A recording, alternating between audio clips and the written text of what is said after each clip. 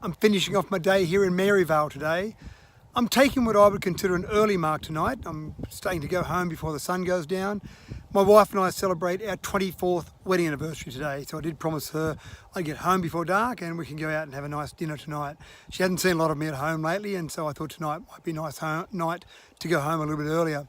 The day did start off in Dubbo today. I had some media commitments in Dubbo and I spoke to several media outlets just about a range of issues, including some of my purple papers. Purple Paper 1 and Purple Paper 2 have been released, and I'd like to get as many comments as I can back about the issues that I'm raising in those purple papers.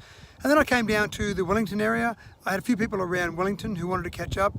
First place I went to was Nenema Village. And people around Wellington would be familiar with Nenema Village. It's an old mission, started sometime, Michael told me today, in the late 1800s. And it's fascinating how far we've come in the way we treat Aboriginal issues, and the missions, really the missions were set up initially to save Aboriginals from themselves, which sounds crazy when we think about it today. But the mission is still there, and it's probably been a little bit forgotten about in the Wellington landscape. So it's good to go out there and have a look around, and I think with a little bit of extra funding they could do some great things out there. I then went out to Muckawa, and I haven't been to Muckawa for a long time. I used to go to Muckawa a lot when I was a kid, and we used to ski out there. I used to go skiing a lot with my brother-in-law, and we found that Muckawa was probably a better spot to ski than Burrendong Dam because the water was just like absolute glass. So it was fantastic, especially if you were a barefooter. Then it was great to be able to ski on that. I was never good enough to be a barefooter. Single ski was about as far as I went, but it certainly was a great spot to go. That's been developed a lot since I've been there, and again I haven't been there for some time, but it was good to look around there. And again, with the dam so low at the moment, around 10 or 11%, there's not as much activity there as they would certainly like, but it is a great spot there, and somewhere I think again could be probably advertised or possibly developed even further to let people know about some of the great areas we've got.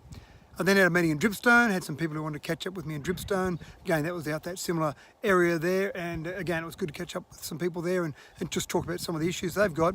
And then I came back into Wellington, or made it back into Wellington in time for the Wellington Arts Bridging the Gap Open Art Competition.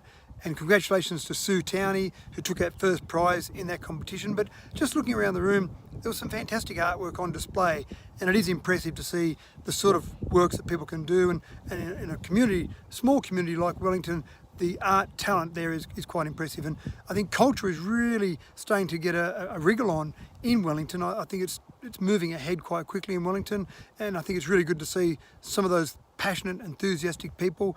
And I'm thinking of someone like Lisa, who is the chairperson of Wellington Arts there, really making a big difference to what's happening in Wellington and Wellington arts and culture scene.